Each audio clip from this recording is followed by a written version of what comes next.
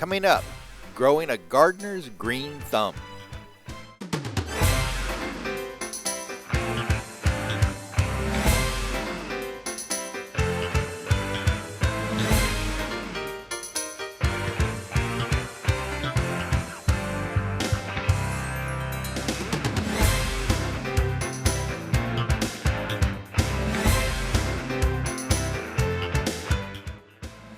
We all want to have a great-looking yard filled with lush plants and full shrubs, a showpiece that lets our neighbors see we have that much desired green thumb.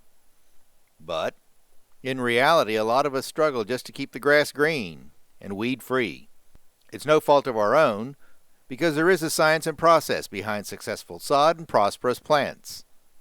And the city of Deltona wanted to help 2 of its residents get those showcase yards.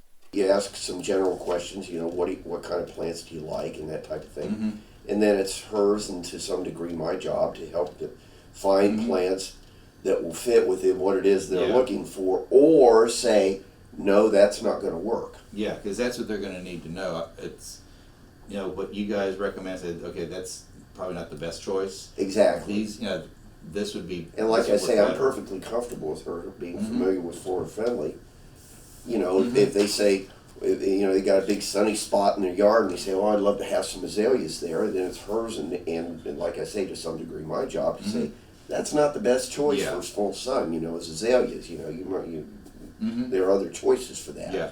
We partnered with LaFleur Nursery and the University of Florida's Institute of Food and Agricultural Sciences, or IFAS, and selected Helen Sanders and Alan Venegas to receive yard makeovers.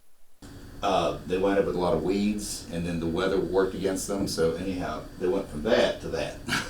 So They went from the pretty, nice stuff. the pretty. I see back then now. Yeah. This complete package included new shrubs, yard designs, and expert guidance on how to keep the new makeover looking great. What's up, my name? I'm Lance LaFleur Nurseries. Good to see you. Good to see you too, I'm Alan. When you're actually ready to do this, take a picture of this house and come to my nursery, and I'll help you design it off of this list of what you have here. The first order of business, And one of the things, visiting our 2 makeover sites. the agapanthus. You see these purple agapanthus? I would spot them coming down the driveway. I would put 2 in between the boxwoods that you have because you got enough room. Okay. I'd put some of the kunti palms on the corner of the driveway right there in the sidewalk, and then I'd put the rest of the kuntis against the wall right over there. Okay, all of those plants right there, those are just flowers. Those are going to die in a couple of weeks to 3 weeks, they'll be dead. Okay, so you take them out, and we use the plant material that you have on here. You've got some Indian hawthorn. We can take this bed a little further when it comes here, and from maybe this point here, just blow it around and wrap it around the house, and put some nice 1-gallon stuff in here.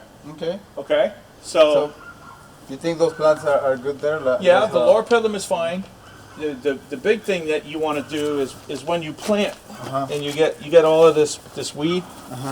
There's a product called pre-emergent. Okay. You put it down so that all of these weeds go. Well, if you want to come down, I'll spend a half an hour. Okay. The earlier in the morning, the better. Okay. Okay. Saturday morning 9 works. Yeah, that's fine. Let me give you one of my cards. Okay.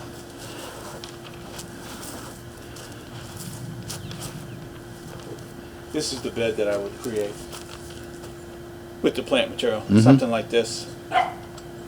Some of the focal point plants would be plumbago, Texas sage, and the firebush here, and there, and there, and there. And then the understory stuff, some agapanthus in a bed like that, clusters of color. I would take all of the stuff that's here out. Take it out? Take it out. And then the liriop right there, you can divide the clumps. Okay. You can use it as a border. You can use it a border along the driveway. Okay. You can use it as a border running down the side of the property. But you like things like, do you know what Texas sage is and plumbago Yes, and the firebush? yes.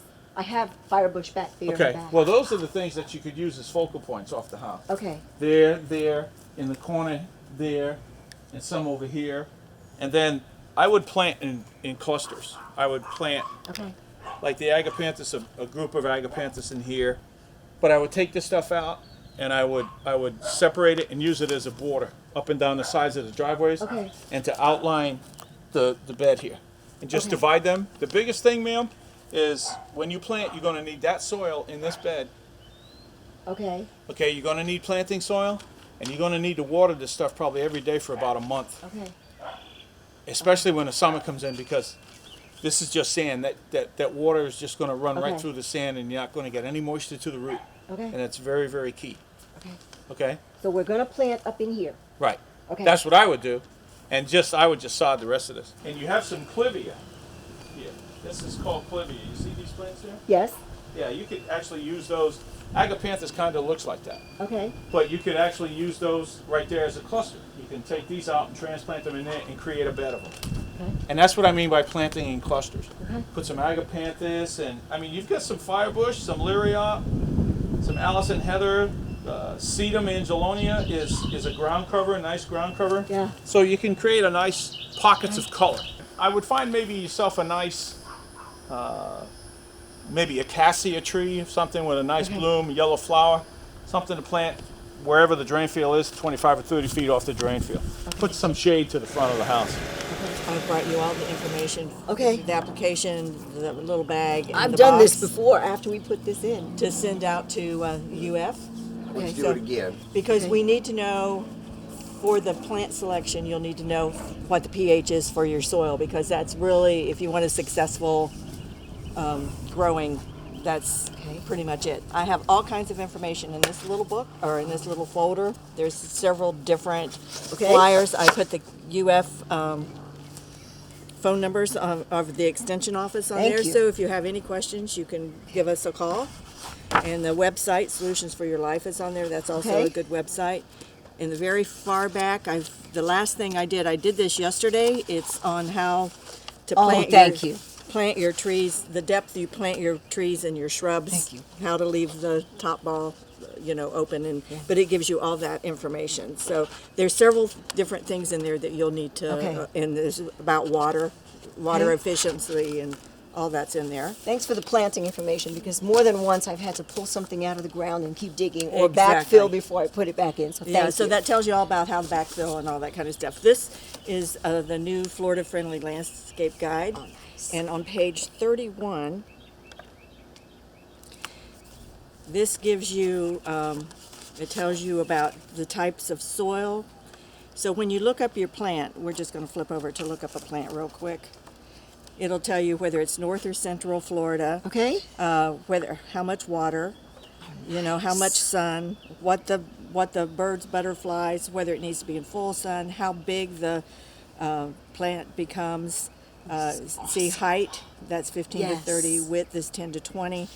And then you just come back over here, and this is just a key to tell you where Okay. your growth rate, height spread, native, non-native, and all. And so when you just I always mark my page so I can flip back and forth if I find something I like to see if it'll work. This is for me. It is for you. And you can just search every kind of plant and shrub and ground cover. Oh, this is cool. All in there. Here's your driveway over here. Here's your house. Here's your sidewalk going up to the front door. These are a couple of ideas, Okay. to help, maximize your bed space. Here's a nice little colorful tree you could put out there. And I think this is what you were talking about, is keeping things away from your house, Yeah. which Just, is and a good idea. maximizing that space. Exactly. And really There's- put some color into it. The whole idea of foundation plantings came along when we had houses on foundations. They were up 2 or 3 feet off the ground, and you Camouflage. needed something to hide the bricks. So we don't do that anymore. Okay. You have houses on grade. So the whole idea of foundation plantings and jamming things up against the side of the house is kind of passé. And you see how it gets, you got low things up against the house so you're not blocking the house. And you got your nice colorful trees to accentuate your entrance and things like that. So I think that's kind of what you have in mind. And on the tree, because your drain field's going to be right there, you may have to come off the side of that, or just at the That's edge of fine. it, because you don't want the roots going into your drain You can field. make this bigger if Yeah. you want. Yeah, make that. And then what that does, bigger. and you could actually bend it this way and take it down, almost make a circle a perimeter of landscape plants, although you might want to leave a place out there for people to park like we did. But you know, and then that would minimize the amount of perennial peanut that you're going to put out here. Okay. That would be. And have more landscape, less. And that's going to decrease the maintenance that you have to do as well. So. The only maintenance you're going to have to do is trying to keep the perennial peanut out of bed. I'm perfectly serious about the idea of turning your landscape, once it's done, into a demonstration. Take pictures of it, because trying to convince people to convert to Florida-friendly landscaping is a tough sell sometimes. It's hard. And if we have somebody who's actually done it, you know, it's one thing to show them a picture, but if we can show them, here's an actual yard in Deltona that was a mess, and look what they did, you know, and then people, you know, then the light bulbs start to go off, you know, and they say, wow, I didn't know it could be like I that. can do that. The average person can do that. Yeah, Yes. so that's why I'm serious. You know, we can put a sign in your yard. There's a Yay. Florida-friendly yard. You know, the whole thing, and then I would love to we try can that. and then we can show people that the flowers are edible. I did not That's know right. that. I did not know that. I mean, wouldn't those look cool if you made a nice little spring salad or something, and you just picked a dozen or so of those and just Yeah. kind of sprinkle them over the salad? Yeah. That'd be That's cool. a nice color. Yeah. Yeah. The water savings, like Judy was suggesting, if we could get copies of your water bill, what you've been spending up till now, because you're not watering now, but then compare what you were doing, say 2 or 3 years ago, to what you're doing after your new landscape is in, because the whole idea of Florida-friendly landscaping is to reduce the amount of water, fertilizers, pesticides that you apply to your landscape, and I know that's one of the And the things you wanna- pesticide reduction, that's right where I want to be. Well, make sure when you're talking to LaFleur Nurseries, make sure you tell them that's one of your criteria. Is, you know, you want plants that are relatively pest-free. Okay, okay. You know, they're out there. And that's where it starts. An Olive olive tree tree would is be really perfect nice. here. So you might not get many olives off of it. No, but it's a very attractive tree. It's very attractive. It's Okay. very I've never drought seen one, tolerant. so, ooh, Very okay. drought tolerant. Olive tree, I mean, think about where they grow. that's true. Okay. The Mediterranean. Mediterranean. You know, the bed's going to come out here, make a big loop-de-loop, and go back into your service area here. But you might have a tree here, and then circle whatever tree you put here, maybe another peach tree, with the agapanthus. Again, that mass effect. Put all the agapanthus in one spot. Because they're beautiful when they flower. Oh, they absolutely are. I've Yeah, got and if you purple can, ones. you know, and get they're it away gorgeous. from the eave of the house. Yeah, too, bring the so- tree out here. It would be a Okay. small flowering tree, Okay. whatever you choose, and then put the agapanthus around it. And then just have a big solid mass of the liriope here, because it's going to, you know, be a nice green, and maybe even bring it out farther. You know, dig it up, divide it. Yeah, because I can get probably 3 out of each one of those. Easy. Yeah, then you Easily. come out a little And I can further still and everything. share Yeah. and still have enough left. You know, I would even bring that hibiscus out further. Okay. That's been giving me trouble. Well, see, it's probably because it's too close to the house. Okay. Get it out here, where it's Okay. gonna get more sun, because these like Okay. sun. All right. All right. I'll move that then. It's But beautiful. you don't have any aphids on it. Big masses of things. Don't break it up into little pot. You know, one here, one here, one here. Okay. Then it starts to look like a patchwork quilt. Looks like we didn't have enough money, so here's what When we you did. go to when you go to Disney or Epcot, what do you see? Plants. Big Big masses. of plants. Bush gardens. Big masses of one thing. And that's, you know, obviously this isn't, you don't have an unlimited budget like they have. Right. Right. But that's the idea, is big masses of, Okay. and that doesn't mean you can't have variety. It just means, you know, where you're going to have different plants, you're going to have a lot of them. And then give it time too. Once you get it planted, Sure. get a year, 2 years into it before you think you need to add anything else, because it'll grow in. You might want to come to the extension office and look at our new landscape. We just spent $104,000 redoing our landscape. Really? It's beautiful out there. You And- really and- do need Come to come any by. day of the week? Or? 8 to 5, Monday through Friday. Okay. And you can walk all the way around, and that might give you some ideas too. Okay. That's the whole purpose of the Good, I landscape. have time today. I'll go up there today. Yeah, just there you walk go. around and just, Okay. you know, and that's This is what awesome. I've tried to impress upon, you know, the people that designed our landscape and the master gardeners is, you know, big masses of things. Because that's what gives you that visual boom. Different yards with different problems, but with similar challenges that are seen in many yards across southwest Volusia County. The biggest thing that you see in my business is people come in and they spend this $500, and they come in and they plant, and we go out, you know, but they don't water it. They water it for a week. Boy, they're vigilant. They go out there and they really take care of it. But then something else. They go into something else. When you plant that soil that she has right there, as you can see, this is all sand. There's nothing there but sand. The sands are particularly deep, really well drained, and they tend to dry out really quickly. So, you know, this is an example of what we're talking about. I mean, this is a good example of what people in this particular region, this is Deltona, but here and elsewhere in the middle of Florida have to deal with, and this can go down for several feet. Very well drained, easy digging. It makes it easy to plant plants in, but it makes it very challenging. You have to manage these soils very closely for moisture and for nutrients. So taking soil tests on a regular basis, at least yearly, to determine, you know, what has leached out of these. Fertilizers that you apply today to these soils with 2 or 3 good heavy rains might leach out if it's not applied appropriately. So the University of Florida has come up with guidelines for homeowners of how to fertilize appropriately so that you can maximize plant growth and minimize leaching regardless of what type of soil you have. I could recommend to these folks to do prior to putting in their new landscape would be to put a layer of organic material all over this property, because organic material is really magical stuff. It can help slow leaching, it can help slow nutrient losses, it can help hold water more efficiently than the sand by itself. So anything you can do to increase organic matter content either prior to or after you've already planted. And the best way to do that, like I say, what they could do here is put an inch of organic material all over this property, work it in, and then do their planting.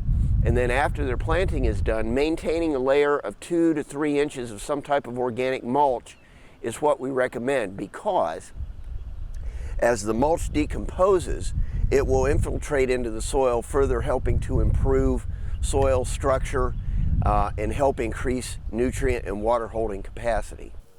And that know-how about prepping the soil, knowing what shrubs to plant and where to plant them, as well as how to plant them and keep them alive, will be shown to both Helen and Alan. They have LaFleur Nursery and IFAS as their subject matter experts, ready to advise, recommend, and guide, as what will make their individual yard makeovers successful. When you plant things, you want to plant them in groups, in masses.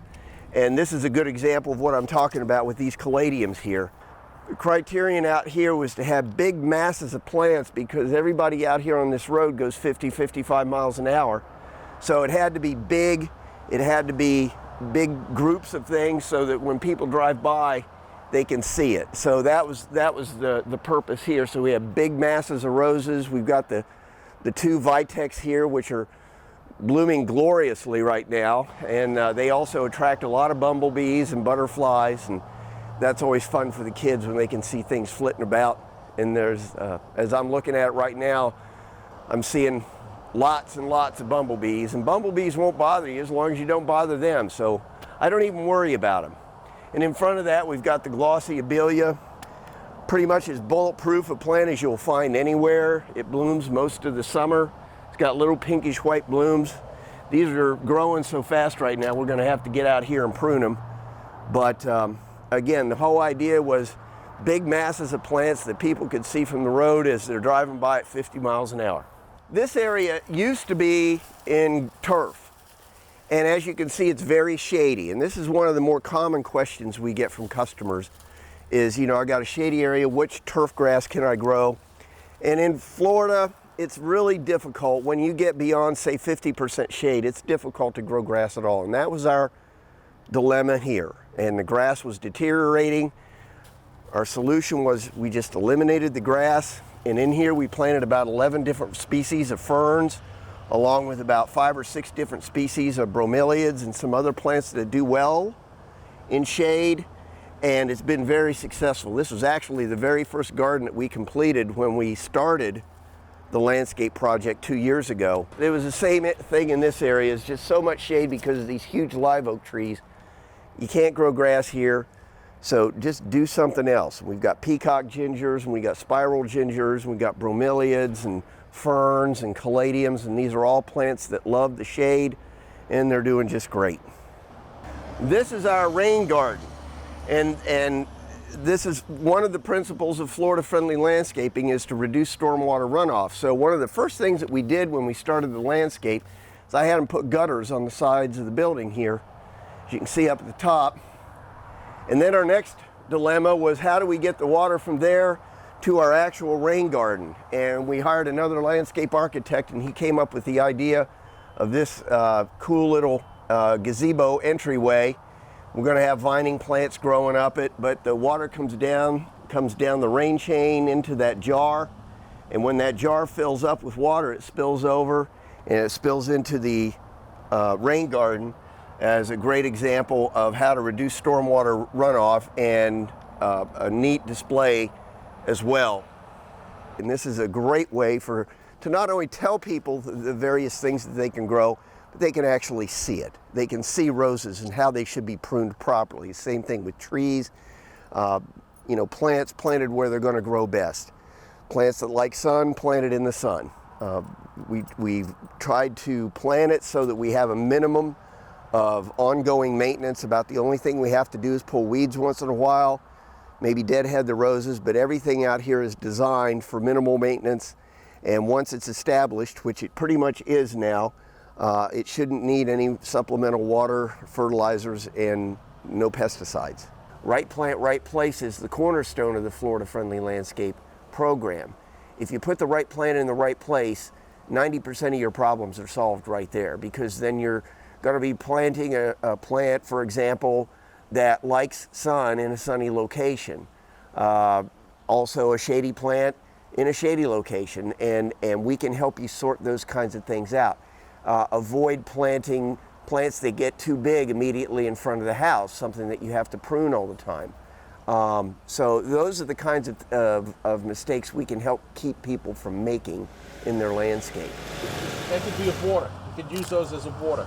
You Okay. can put those in between these plants. You see Okay. these? Yeah, between the Japanese, boxwoods. Yeah, boxwoods. You put 2 in between, all the way up, all the way from the street. You know how you have them all the way from the street, all the way up Right. both sides of the sidewalk, right here. Okay. Okay. Now let me show you. We're going to go a little further over here. Over here, you have that big open space over there. You can put those there. Okay. And you have a little bit of height, and they grow real pretty. Put them about 2 feet apart. Plant them one, like if this is a sidewalk, you plant 1, 2, 3, and then 5, like a diamond shape. Like a yeah. Okay, and you fill in the beds there. And then I want to do things with color. This bed here, you see this bed right here? Yeah, that's what. You could make like a Diamond shape. right, or- and put right. 1, 2, 3, 4, 5 of those in there. Okay. Okay. This lantanas, you see these lantanas in these plants here? Yep. The lantana, the yellow Lantana. ones. Okay, the The yellow purple ones. ones, yeah, the yellow ones. And the purple ones, right. Yep. You can use those as ground cover up against the wall. You see this Okay. wall right here? Yeah. You could use those up against the wall. Okay. 2 or 3, about 2 feet apart, because they will get big and they'll grow and they'll give you a nice humping color. You could put 1, 2, right there, about 3 feet off the wall, about 3 feet off the corner, 3 feet off the wall, and then go another 5 or 6 feet and plant another one. And you can use that as some height and put ground cover, put the agapanthus and that stuff on the bottom. So you'd have height built into the wall. Okay. But not solid hedge. You don't need a solid hedge. You need to break it up.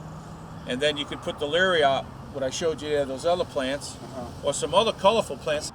And in between them, about 5 feet off the wall, coming out from them, you could put 1, 2, 3, and then you could put, you know, some other ground cover at the bottom of them. And I'm gonna show you that stuff as well. Okay. So you're gonna basically build in height from the sidewalk. You're gonna have low, you're gonna have some medium height, then you're gonna have the big height with those things on the wall there. Okay. Okay. There's that part. Okay, you see this part of the sidewalk here? You could put it here in between the boxwoods, and you can from this part of the sidewalk to the street where you have the other boxwoods, you can use those other first plants that I showed you there, and then you can put color right from this point here all the way down to the door on the outside.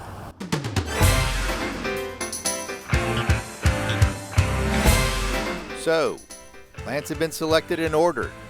The yard makeover designs are well underway, and the days to start the makeovers are marked on the calendars until